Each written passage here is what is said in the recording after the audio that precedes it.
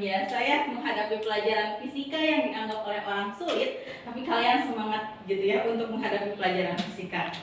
Alangkah baiknya sebagai rasa ucap syukur kita kepada Allah karena telah diberikan kenikmatan, dan supaya kita mendapatkan keberkahan dalam menuntut ilmu, kita berdoa terlebih dahulu. Di sini di kelas ini siapa yang menjadi ketua kelasnya? Yunisa. Yunisa. Baik, silakan Yunisa dipimpin teman-temannya untuk berdoa terlebih dahulu. Teman-teman, sebelum kita memulai pembelajaran hari ini, ada baiknya kita berdoa terlebih dahulu. Berdoa dimulai. Berdoa selesai. Baik, terima kasih kepada Yunisa yang sudah memimpin teman-temannya untuk berdoa. Ibu perhatikan ada banyak yang tidak masuk ya hari ini. Siapa saja yang tidak masuk? Si Elia sama Taufik Sama Negara. Ada 3 orang. Kenapa Elia? Saksi. Baik, pada pertemuan kali ini kita akan kembali belajar fisika dan melanjutkan materi yang selanjutnya. Ada yang masih ingat di kelas 10 yang lalu kita telah belajar materi mengenai gerak. Gerak apa saja yang sudah kita pelajari? Gerak parabola. Ada gerak parabola, gerak lurus, terus gerak berat. benda dapat bergerak karena ada yang namanya besaran gaya. Ada yang masih ingat pengertian dari gaya itu? Silakan sih Pak. Gaya itu adalah tarikan atau dorongan yang menyebabkan benda itu dapat bergerak. Nah, betul ya. Jadi gaya merupakan tarikan atau dorongan yang menyebabkan suatu benda dapat bergerak, yang asalnya dia bisa bergerak. Nah, lain halnya jika benda itu berotasi. Apa yang menyebabkan benda itu dapat bergerak? Ada yang tahu? Ada gaya. Ada gaya, betul. Tapi dalam konsep benda yang berotasi, bukan gaya disebutnya, tapi momen gaya atau torsi. Betul. Dan nanti juga akan belajar mengenai momen inersia. Coba kalian perhatikan gambar berikut. Di sini ada gambar yang pertama, ada orang apa? Membuka pintu. Yang kedua ada orang Memutar baut. memutar baut. Nah, kedua aktivitas ini tanpa kita sadari menerapkan prinsip gerak yang berputar atau gerak rotasi, di mana orang yang membuka pintu saat dia memegang engselnya dia akan membuka pintunya, kemudian akan terjadi lintasan berputar gitu ya, seperti rotasi. Nah, kalian pernah melihat orang yang memutar baut? Pernah. Dimana kalau kita tidak memutar baut, apakah baut tersebut dapat dibuka atau dipasang? Tidak. Jadi banyak sekali ya manfaat dari konsep momen gaya atau torsi ini yang dapat kita jumpai dalam kehidupan sehari-hari. Adapun cakupan materi yang kita bahas pada hari ini yaitu ada benda tegar, momen gaya atau torsi, dan momen inersia. Adapun kompetensi yang harus kalian miliki, yang pertama itu menerapkan konsep torsi, momen inersia, titik berat, dan momentum sudut pada benda tegar, statis dan dinamis dalam kehidupan sehari-hari. Sedangkan untuk keterampilannya yaitu membuat karya menerapkan konsep titik berat dan kesetimbangan benda tegar. Adapun tujuan pembelajaran kali ini yaitu ada 6 ya. Yang pertama, peserta didik dapat menyimpulkan konsep momen gaya, kemudian dapat menganalisis konsep momen inersia, menerapkan persamaan dinamika rotasi, menemukan penerapan konsep dinamika rotasi. Yang nomor 5 itu keterampilan, di mana kalian akan melakukan percobaan di mana yang menerapkan dinamika rotasi, dan yang terakhir kalian akan menyajikan laporan hasil diskusi. Kalian perhatikan gambar berikut. Pernahkah kalian melihat orang yang melepas baut? Pernah. Ya. Menurut kalian, cara manakah yang lebih mudah diterapkan agar baut tersebut dapat terlepas gitu ya? Faktor apa saja yang mempengaruhi baut mudah dilepas? Ada yang bisa berpendapat? Gambar A, gambar B, atau gambar C? Gambar A. Kemudian yang pendapat lain? Gambar B. Ada yang gambar A, gambar B. Nah, untuk menjawab pertanyaan ini, silahkan kalian duduk berkelompok. Sudah dibagi kelompoknya? Sudah. Ada berapa kelompok di kelas ini? 3. Sudah duduk ya berkelompok. Sekarang Ibu akan membagikan sebuah LKPD yang harus kalian kerjakan. Mana kelompok 1? Kelompok 3 ini mah. Kelompok 3? Oh iya, Ibu. Gak apa kelompok 3. Gimana kelompok 1? Jadi. Ini kelompok 2. Ya, terima kasih banyak Ibu. Nah, di sini kalian akan membuktikan gitu ya, bagaimana cara kerja dari momen gaya atau momen inersia. Di sini Ibu juga punya alat-alat yang harus kalian peragakan sesuai dengan LKK yang telah diberikan ya. Iya Ibu.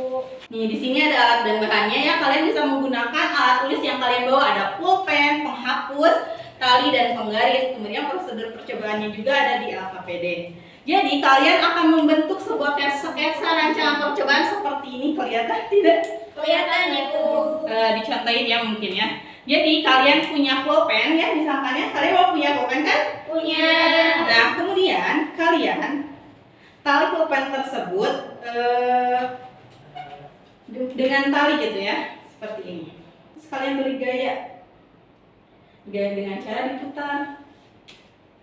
Ibu bagikan ya alat-alatnya. Iya Bu. Ibu beri waktu 5 menit ya, karena ini partitumnya sangat sederhana sekali.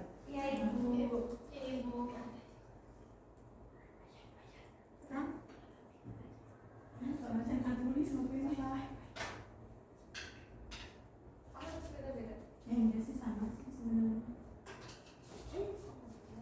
Jika ada yang ditanyakan bisa langsung acungkan tangan ya. Bu, benar seperti ini. Ya betul. Pastikan di tengah-tengah ya. Terus di mana Ibu? Berikan gaya nih. Set. Apakah bisa muter atau? Oh ini Bu. Nah, iya seperti itu. Gimana sih Pak? Ini aku bingung. Nanti kalian bandingkan benda A atau benda B yang lebih mudah atau sulit diputar. Nanti setelah kalian melakukan percobaan, ada perwakilan dari kelompok kalian yang menjelaskan ke depan ya. Iya Ibu. Oke udah. Oh iya, boleh. Dan yang udah silakan ke depan. Dari hasil percobaan benda, manakah yang sulit untuk diputar? Nah, benda yang sulit berputar itu adalah penghapus, sebab jika ditinjau dalam keadaan sedang berotasi, nah penghapus ini memiliki momen inersia yang lebih kecil dibandingkan dengan pulpen. Nah, hal ini dapat dipengaruhi oleh ukuran jari-jari penghapus dari sumbu putar yang lebih kecil dan dari jari-jari pulpen. Jadi seperti itu. Terima kasih Alfi.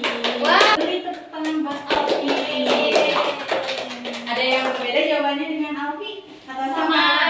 Kita bahas bareng-bareng ya. Nih yang pertama tadi, cara manakah yang lebih mudah untuk memutar baut? Jadi yang lebih mudah itu tadi betul ya kata Sipa, cara yang A.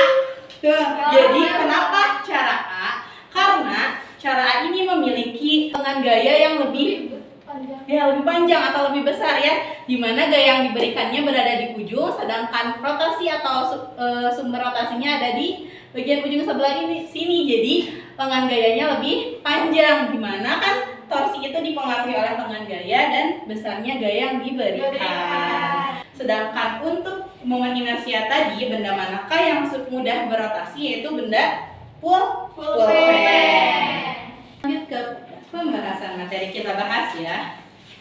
Yang pertama itu mengenai benda tegar. Apa sih yang dimaksud dengan benda tegar? Nah, jadi benda tegar merupakan benda yang tidak mengalami perubahan jika ada pengaruh gaya atau momen gaya. Jadi di gerak translasi, kalau yang mempengaruhi benda bergerak itu namanya gaya. Jika dalam konsep benda yang berotasi, yang mempengaruhinya itu momen Inersia. momen Gaya. Torsi. Nih, contohnya bagaimana Bu? Misalkan di sini ada gambar A yaitu besi dan gambar B ada adonan kue. Jika misalkan besi ini diberikan gaya, misalkan dipegang, apakah besi ini dapat berubah bentuk? Tidak. Tidak kan? Susah ya. Kalau misalkan adonan kue, jika kita diberi gaya, misalkan dipegang gitu, cuma dicolek gitu, apakah akan berubah? Nah, berubah. Jadi benda manakah yang memiliki yang disebut dengan benda tegar? Besi. Besi, betul. Ini kita akan bahas mengenai momen gaya atau torsi. Apa sih yang dimaksud dengan torsi? Kita kenal mungkin ada yang menyebutnya dengan momen gaya, ada juga yang menyebutkan dengan torsi. Nah, torsi ini merupakan besaran vektor yang mengakibatkan benda dapat berotasi. Misalkan di sini nih ada anak kecil ya, ilustrasikan anak kecil sedang membuka baut pada roda mobil. Nah, orang yang memberikan gaya kepada kunci ini sehingga kunci ini dapat berputar ya bautnya. Baut ini berfungsi sebagai sumbu rotasi. Bautnya di sini ya. Kemudian panjang kursinya dari pusat rotasi menuju gaya yang diberikan itu yang disebut dengan lengan gaya. Itu dapat menyatakan dengan tau sama dengan R dikali F.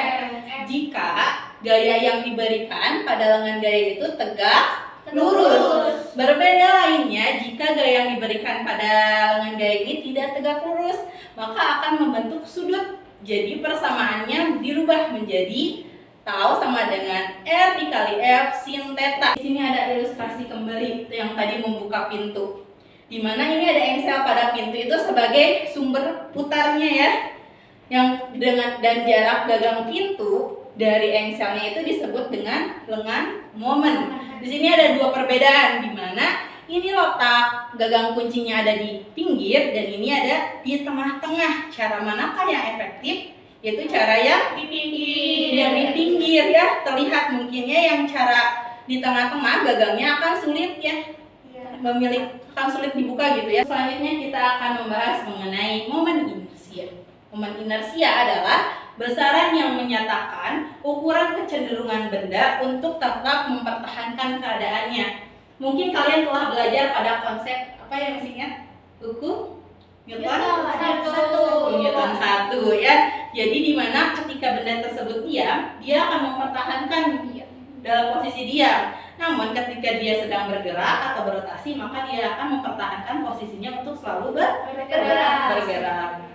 Nah, momen inersia ini dapat dinyatakan dengan persamaan I sama dengan M dikali R dikuadratkan, di mana I adalah momen inersia dengan satuan kg dikali M adalah massa partikel dan R adalah jarak partikel dari sumbu putarnya. Namun perlu diperhatikan momen inersia juga selain dipengaruhi oleh besaran massa dan jari-jari, dipengaruhi oleh bentuk benda. Jadi ada yang berbentuk silinder pejal, ada yang silinder berombak. Nah, itu mempengaruhinya.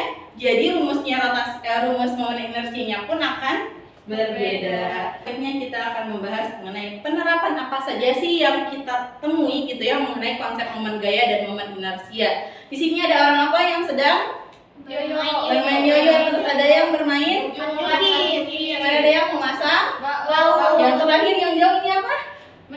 Menimba sumur. Kemudian ada yang membuka pintu dan bermain gasing. Sehingga materi yang kita sampaikan hari ini dapat disimpulkan bahwa benda tegar adalah tadi apa? Benda yang tidak mengalami perubahan bentuk akibat pengaruh gaya. Betul. Sedangkan momen gaya atau torsi adalah besaran vektor yang menyebabkan benda Berotasi. Kemudian yang ketiga, momen inersia adalah Besaran sisa yang menyatakan kurang kecenderungan benda untuk tetap mempertahankan keadaannya. betul. Ini ada penerapan momen gaya dan momen inersia ada apa saja tadi? Bermain yoyo, pintu. Iya. Mungkin sebagai tugas tambahan kalian untuk mengetahui sebagaimana kemampuan kalian memahami materi kali ini, Ibu akan memberikan oleh-oleh yang akan dibawa ke rumah yaitu tugas tambahan. Oleh-olehnya cuma 5 soal ya, gampang. Kalian bisa mengerjakannya secara berkelompok ataupun di rumahnya masing-masing. Di mana soal tersebut ada di bahan ajar yang Ibu sudah berikannya di grup. Nah, untuk selanjutnya kita akan mempelajari materi mengenai titik berat dan kesetimbangan benda tegar. Jangan lupa dipelajari. Ada yang ditanyakan mungkin? Atau sudah paham? Kalau pahamnya, semoga materi yang Ibu sampaikan hari ini bisa bermanfaat dan terus diingat-ingat gitu ya. Silakan sebelumnya kita berdoa dulu mungkin. Baik teman-teman, alhamdulillah pembelajaran telah selesai. Angka baiknya kita berdoa. Berdoa selesai. Terima kasih, selamat bertemu di minggu depan ya. Jangan lupa PR-nya dikerjakan. Dan sampai jumpa. Wassalamualaikum warahmatullahi wabarakatuh. Waalaikumsalam warahmatullahi wabarakatuh. Terima kasih banyak Ibu. Terima kasih.